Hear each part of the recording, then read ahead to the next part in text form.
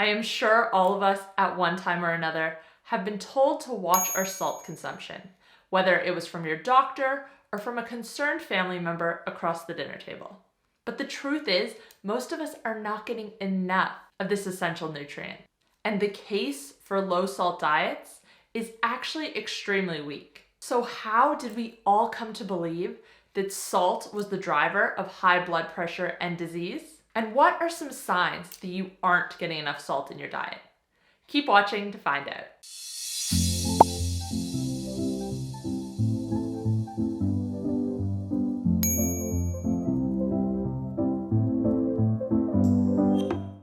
Hey guys, welcome back to my channel. If you're new here, my name's Kate. I'm a health coach and I post videos on a high-fat, nutrient-dense way of eating. If you like this video, please give it a thumbs up, feel free to share, and make sure to subscribe. And make sure to follow me on Instagram, Twitter, and Facebook, where I share new posts every single day. This is the first video in a series I am starting called Nutrients We Aren't Getting Enough of. Basically, these videos are going to be a deep dive into several nutrients we should be prioritizing, and what better place to start than with salt. Before I begin, I just wanted to say that a lot of what we're going to talk about today, I learned from the book The Salt Fix by Dr. James D. Nicolantonio. So if you want to learn even more about salt after watching this video, I will link that book in the description box down below. And actually, one more thing before we start, I just want to note that throughout this video, I use the words salt and sodium pretty interchangeably. Salt is made up of sodium and chloride, and it is thought to be the sodium in salt that causes a lot of our health problems. But yeah, just wanted to say I sometimes use these words interchangeably. Why the salt blood pressure hypothesis is wrong. We will get to why salt is good for us and why low salt diets are dangerous in a bit. But first off, I just wanted to start by going over how salt in the diet causes high blood pressure came to be.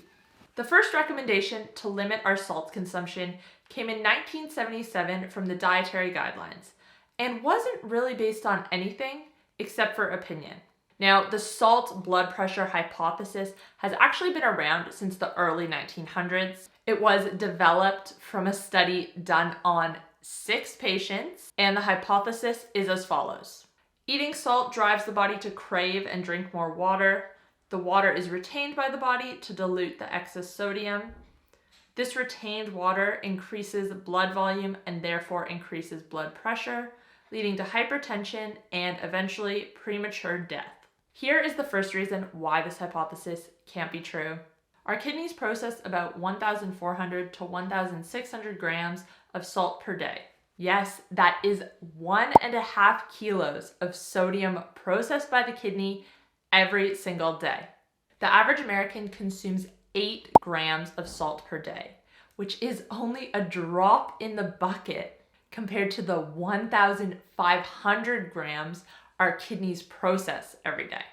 It is recommended that we keep our salt consumption under 4 grams per day. So is this extra 4 grams that we're consuming really going to make a difference? It's not likely. When we do consume less salt, our kidneys simply reabsorb more of what we already have.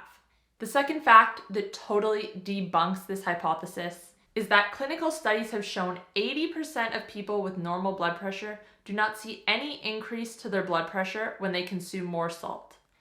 None at all. And 75% of those with pre-hypertension and 55% of those with hypertension are also not affected. For those who are salt sensitive, meaning that their blood pressure does increase when they consume more salt, when they decrease their sugar consumption, they are no longer affected. This seems to indicate that our salt consumption is not actually driving high blood pressure. The importance of salt. Salt is important for so much within the body. Salt helps keep the correct balance of water in and around our cells and tissues.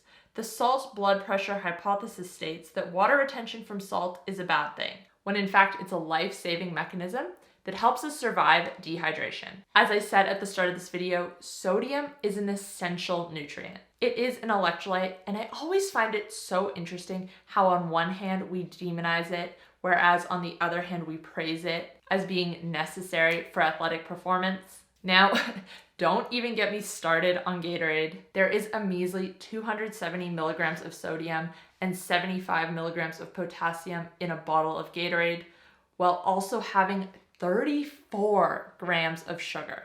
Gatorade is not even a good source of electrolytes, even though that's how it's marketed. The presence of sodium is essential for the contraction of muscles, including the largest and most important muscle in the body, the heart. If you're someone who experiences heart palpitations, upping your salt content might be the key to preventing this. Other electrolytes, so potassium, magnesium, calcium, as well as sodium, play a role in regulating the body's metabolism. Sodium is also fundamental to the operation of signals to and from the brain. Dangers of not getting enough salt. When you are not consuming the amount of salt that your body needs, the body activates salt-retaining hormones.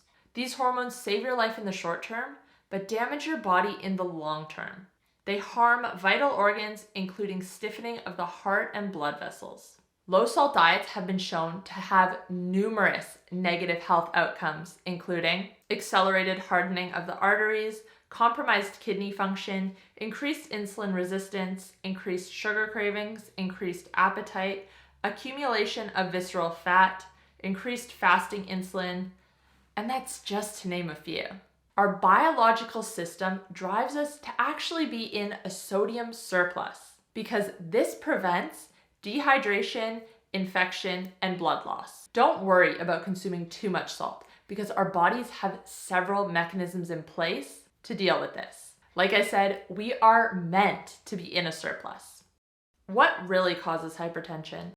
In his book, Dr. Nicolantonio makes a strong case that high sugar diets lead to weight gain, obesity, and type 2 diabetes, which in turn cause hypertension. Several studies have found that when patients lose weight, their hypertension disappears, even when their salt consumption remains the same. So limiting sugar consumption is the key factor here. How much salt should we consume? 3 to 6 grams of salt per day, which is equal to about 1 teaspoon to 3 teaspoons, is the optimal range for most. However, if you are on any version of a low-carb diet, you will need to consume more. Other factors that might mean you need to consume more salt are if you consume a lot of caffeine, during heavy exercise, if you have kidney problems, if you have IBS, or are taking any diuretics. When you're working out, dosing before exercise includes benefits such as less thirst, greater exercise capacity, improved performance, improved muscle gains, reduced risk of iodine deficiency, and improved kidney function. Take half a teaspoon before you exercise and half a teaspoon for every hour going forward as you exercise. Salt is critical for our health, and our guidelines have everything backwards. We shouldn't be limiting our salt consumption. We should be listening to our bodies because they are really, really good at regulating it and craving it only when necessary. Thank you guys for watching. Let me know in the comments down below, do you prioritize salt in your diet? Have you eaten a low salt diet in the past and what was your experience? Let me know down below. Give this video a thumbs up, feel free to share, and I will see you next time. Bye guys.